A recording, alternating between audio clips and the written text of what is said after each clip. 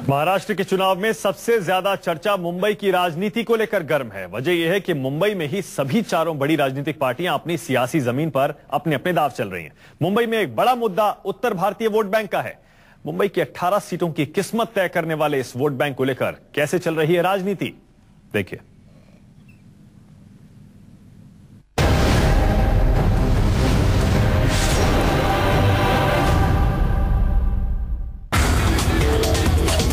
महाराष्ट्र में गठबंधन की चुनावी राजनीति खत्म होते ही सभी दल अपने वोट बैंक को साधने में जुटे हुए हैं। शिवसेना, बीजेपी, कांग्रेस और एनसीपी चारों पार्टियों ने मुंबई शहर की 36 विधानसभा सीटों पर अपने अपने उम्मीदवारों को चुनावी मैदान में उतार दिया है।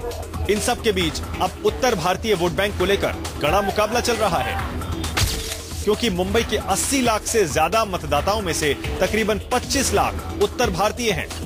ये लोग पूरी मुंबई में करीब 18 विधानसभा सीटों के नतीजों पर असर डाल सकते हैं। उत्तर भारतीयों को लुभाने के लिए इस बार शिवसेना ने भी हिंदी भाषी उम्मीदवारों को टिकट दिया है। उत्तर भारतीय वोट बैंक की लड़ाई की एक मिसाल चांदीवली विधानसभा सीट भी है। यहाँ के 4 लाख वोटरों में से करीब 2.5 लाख उत्तर भारतीय हैं। लिहाजा इस सीट से शिवसेना ने उत्तर भारतीय संघ मुंबई के अध्यक्ष RN सिंह के बेटे संतोष सिंह को टिकट दिया है। उद्धव जी ने मेरे ऊपर भरोसा जताया है और मैं आप देख रहे हैं ये शिव सैनिक जो हैं, सब जो मेरे जैसे कार्यकर्ता हैं, ये हमें जीत दिलाएंगे और हम सबसे ऊपर आएंगे। आप देखते रहिए।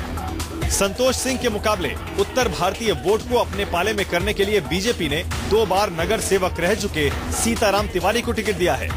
इधर कांग्रेस ने 3 बार विधायक रहे नसीम खान पर ही चौथी बार भी दांव खेला है। कांग्रेस को उम्मीद है कि शिवसेना बीजेपी की लड़ाई में उसे फायदा हो जाएगा। उत्तर भारतीयों पर जब भी महाराष्ट्र में संकट है, वो मतलब उत्तर भारतीय संघ के अध्यक्ष होकर RN सिंह ने आज तक एक वर्ड नहीं बोला है।